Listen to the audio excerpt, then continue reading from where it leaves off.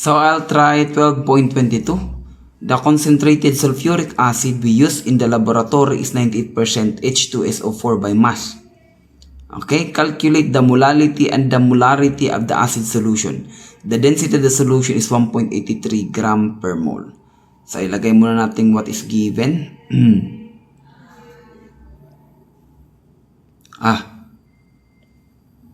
Ilagay ko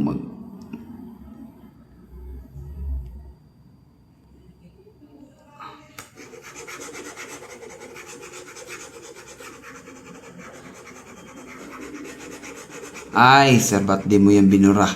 Dire-diretso ka. Actually, nagmamadali rin ako. But anyway, sige na nga, para makakuta tayo. Okay. So, what we need is, what we have to write is 98% sulfuric acid. So, 98% sulfuric acid, whereabout. So, 98% sulfuric acid, H2SO4.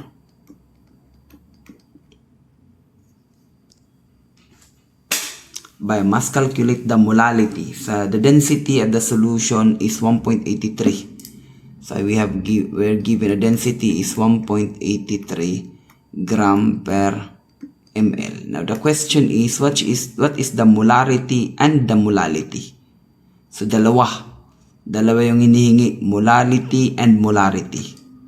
So molality, maliit na m, usually molality ko na lang. Molality, ml na lang ang notation natin. Pag molarity, usually yung molarity kasi malaking m. Okay, for molality, you go back to your definition of molality. That is mass of solute over mass of solvent. Okay? Solvent in kilograms. So actually, pwede nating ilagay kaagad yung 98. Ano ba yung ibig sabihin ng 98? Hindi ako nag-equal parang i-convert lang natin. Kasi yung iniisip ko lang is conversion factor. Hindi ako nag-iisip ng formula na naman. So pwede nyo isipin yung formula, kaya na siguro bahala maghanap ng solution by formula. Yung iniisip ko lang is yung units, tapos i-convert ko lang sila.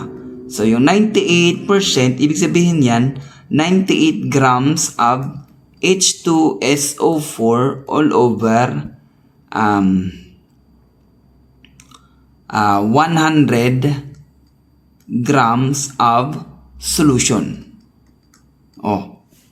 So dito muna tayo sa solvent.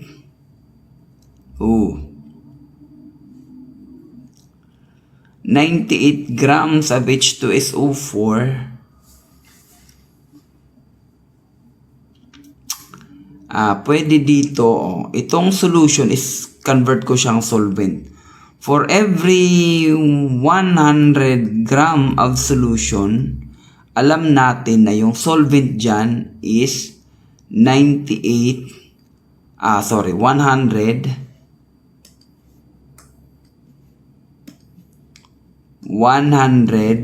minus 98. Kasi yung 98, yung sulfuric acid mo, yung solute dyan, which is almost pure, di ba? 98% yung sinabi niya, 98% H2SO4 by mass. Di ba? Ito yung natin, 98% by mass. So, in-over ko na, mag-multiply ka lang naman dito ng 100. So, yun na yung ibig sabihin ng 98%. 98 grams of H2SO4 per 100 grams of solution. And then, 100 grams of solution, you have 100 minus 98 grams of solvent. Tapos i-convert ko yung solvent kasi kailangan ko dito kilogram of solvent. For every 1,000 gram of solvent, that is equal to 1 kilogram solvent. Wala ka ng board, sir. So, makikita nyo na okay na ako sa baba, di ba? So, na-derive ko na yung unit ng sa baba. Yung problema ko dito, ito cancel to lahat Yung problema ko dito, paano ko gagawing sa taas is, ano yung hinihingi dito? Molarity. Molality. So, ibig sabihin, yung kailangan lang dito is, ito is i-transfer mo siya sa number of moles. Which is, kailangan natin yung molar mass. Okay? Kasi gram, dapat maging mole siya. Ibig sabihin, yung molality is, dapat yung unit niya is mole per kilogram. Diba? Molality. Okay. So, hanap tayo ng molar mass. Molar mass, that is, dalawang hydrogen, 1.008, plus, isang sulfur, yan. Yun lang, hindi ko memorize yung, kailangan ko ng periodic table.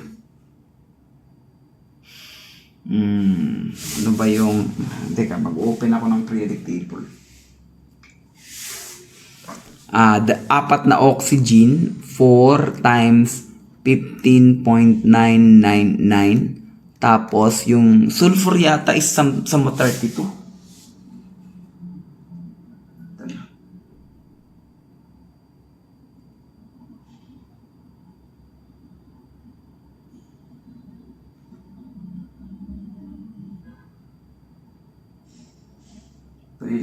Periodic table.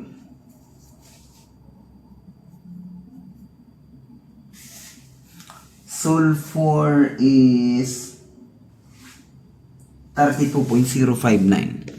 So, dito is 32.059. So, total na molar mass, may get my calculator, that would be 2 times 1.008 plus 4 times 15.999 plus 32.059. So that will give me as 98.071. 98.071. That is gram per mole. So gagamitin ko na to siya. Nasa baba to siya kasi yung gram nandito sa taas. Okay, so ilalagay ko dito. 98.071 grams per 1 mole of H2SO4. H2SO4. Okay? So, makakancel to siya. Yung unit mo na is mole per kilogram of solvent. So, yun na siya. So, sa taas, meron tayong 98 times 1,000 times, wala na, 1 mole naman. Sa baba, meron akong 100 minus 98 and then times 98.071. And that will give me 499.6 or almost 500 in 3 significant figures. So I think the answer dito is 500. So molality is 500 molal. Usually how you put molality as a unit is molal. How you read it? Molal. Molality. Pag molarity naman, molar. Or you could just say the molarity is 500 or the molality is 500. Okay, the molarity is 500 and the molality is 500. Ganun lang. So next na problem is molality. Usually yung molality is malaking M. So again, yung molar mas nilalagyan ko ng M na maliit sa baba. So kapag M lang na malaki, usually I'm talking about molarity. So pag molarity naman, yung mangyayari dito ganun pa rin. I'll start with 98 grams of H2SO4 all over 100 grams of solution. Kaya lang, pwede ko nang ikabit to. Actually, pwede ko man unahin dito kasi inuna ko lang yun sa baba.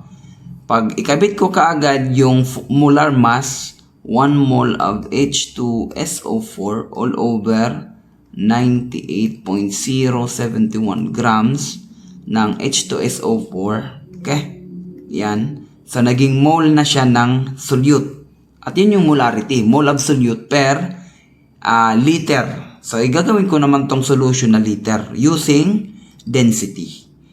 So, yung density mo, yun yung magbibigay ng volume ng solution. Kasi solution yun eh. Diba? So, you have 1.83 grams of solution for every ml. So, gawin ko ng liters. Kasi yung definition ng molarity, volume must be in liters. So, for every 1 times 10 to the negative 3 liters. Yun yung 1 ml. Dinerecho ko na. Okay? 1 ml ito 1 milliliter. Okay? And then, yun na. diretso na. Yung unit na is cancel to grams of solution. Yung unit na is mole of H2SO4 per liter of solution. So, solution to siya. Okay? So, 98 times 1.83 all over 100 times 98.071 times 1 exponent negative 3. And the answer would be 18.3 in 3 significant figures. 18.3 molarity, molar. Usually, pwede kang ganinin, molar.